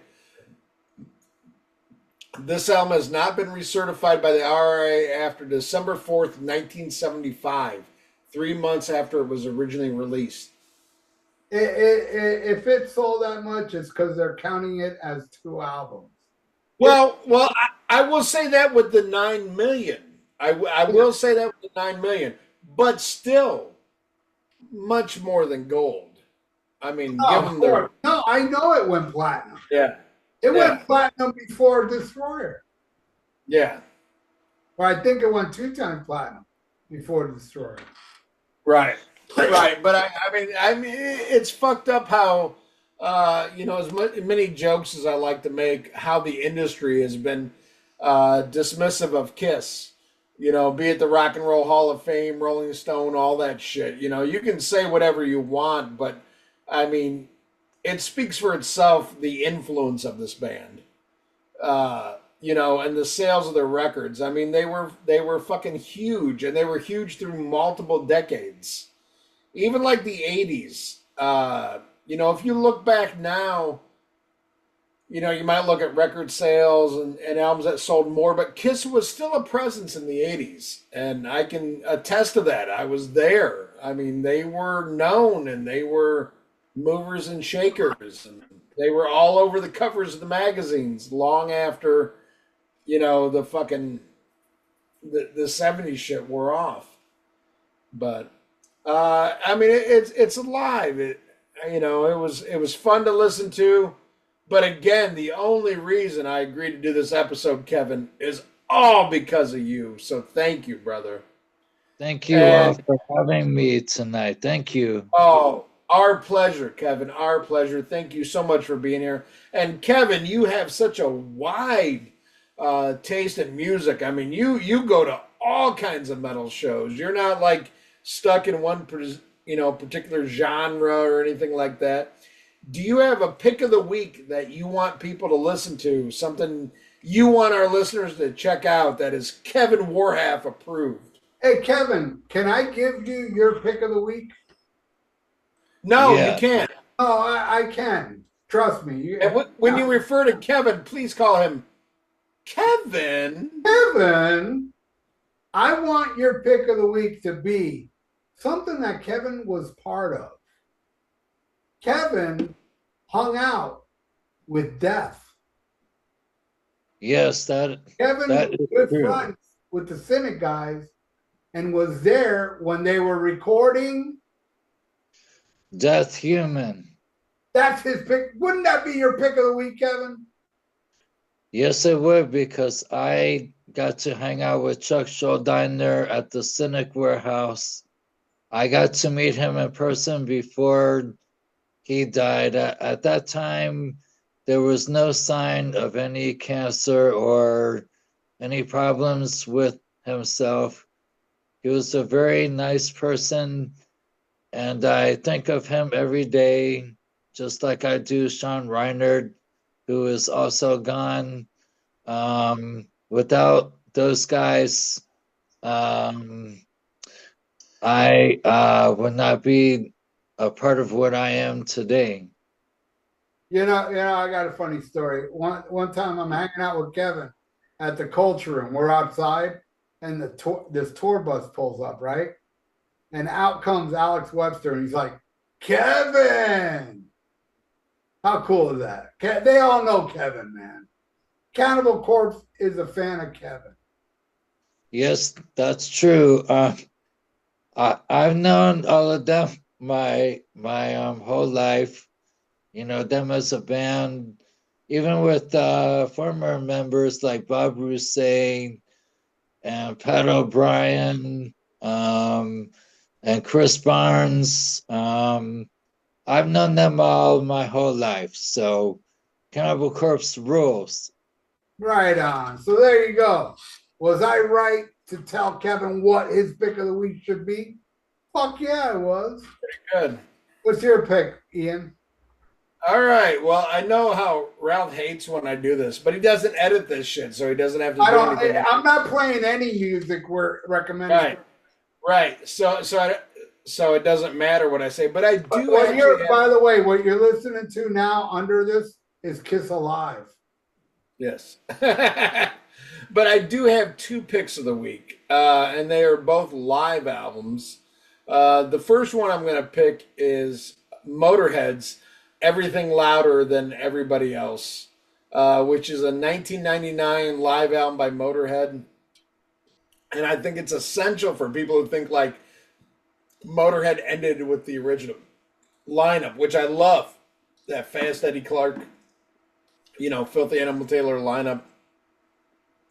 But this one is with Phil Campbell and Mickey D, live in Germany. It's fucking amazing. All the classics sound good. All the modern Motorhead sounds amazing. Just a really, really good fucking album. And I would say better than Kiss Alive. And then I'm going to mention another album I think is better than Kiss Alive. And Ralph's going to disagree with me here only because we disagree on which edition to buy. But as it is Rick Nielsen's birthday, I'm going to go with Cheap Trick at Budokan, the complete concert. And I totally get why Ralph says he's about the original Budokan. It's timeline. It's what he grew up with. I had heard Budokan, but like when I put it on from start to finish and like was officially like this huge Cheap Trick fan, it was the complete concert version. And I think it's 1,000 times better. You get a better feel for what a actual Cheap Trick concert was back in 1978. Heavily yeah, overdubbed, by the way. Yeah, well that shows you it's good, But I just want to say the original Cheap Trick at Vodacon CD, the first pressing that came out, they used long tapes, and Robin Zander's voice is toast during Good Night Now and Clock Strikes 10, like toward the end of the CD, and it's no overdub. The Ain't That a Shame has different solos. It's a mess. It's actually a mess. Some of it's, you can tell they didn't overdub shit, like Look Out, Big Eyes is just like the version we all know. But yeah, there's some of it that it's pretty rough. It's pretty rough. Right. But if you get the complete Budokan, they erased all the Ace Frehley guitar solos and just put Rick Nielsen on there. Yeah. And it's really fucking good. what about this song? I want you to want me. I Yeah, need you to need me. I've never heard that one. Is yeah, that on the Doctor? I'm yeah. not a fan. I love the Uh, I love the doctor, by the way. yeah. As Kevin would say, fagula. I am a Uh, pretty cigarette. all right. Well, now we got to go into fan of the week Wait, and what fan about of. me? I don't have a pick of the week? Oh, well, you usually never do. You got one? Yeah. And I'm gonna Yeah. pick something wild. Like I'm gonna pick a fucking live album. And you know me, live albums ruled in the 70s. All right. Well, it better be Frank Marino and Mahogany Rush. Well, that's 70s. I'm picking some from the 90s. Oh, God. A live album from the 90s, I highly recommend. Oh, shit. And that's Judas Priest Meltdown 98. Great album. Listen to Ripper do those old Hoffer songs. My God. You know what I saw today on YouTube that's mind blowing too? Ripper doing Abigail from King Diamond, the song. Oh, I've never seen that. Oh my, it's Pro Shot. Check that out. Oh my God, does he nail it? When's it from? It's like he did some show with a bunch of musicians. I don't know. It's a pro shot of him Oh, doing shit. with a King Diamond. Oh my God, Wow. it's mind blowing. He hits all the notes, but with the Ripper voice, you know? Wow. Yeah. But again, Meltdown 98 and my all-time favorite version of Diamonds and Rust is with Ripper. Yeah. That acoustic, the way Ripper sings Diamonds and Rust, holy fuck, best version. And I'm more of I'm a Rob Halford guy, but 98 Meltdown is my pick of the week. Oh, I've got to agree with you there. That's an amazing pick. 98 Meltdown is fucking amazing. And I think the first time I saw him with Ripper, I want to say it was actually like the 98 Meltdown tour and not Jugulator, because I believe Meltdown was already out. Unless it was just like an extended Jugulator, because I saw him in Orlando at the House of Blues. And fucking amazing. Meltdown is... That's a great album. You don't think so, Kevin? Well, I have not heard a lot of live albums from all kinds of bands, but I just try to pick one when I can.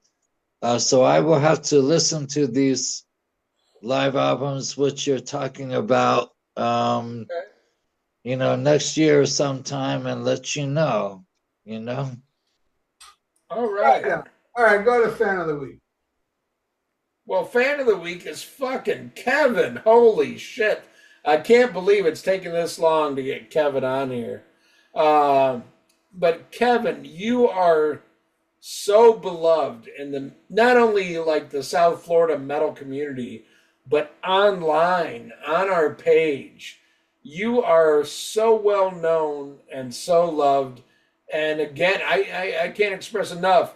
If Ralph would have just said to me, like, hey, let's do Kiss Alive, I'd be like, nope. But he said, we're going to do it with Kevin. And I was like, yep. Kevin, you are an inspiration. You are so beloved. And I can't thank you enough for doing this show tonight, man. It was amazing. Well, let me tell you this. It's an honor to do something like this with both of you. I thank you both for letting me have the chance to do it.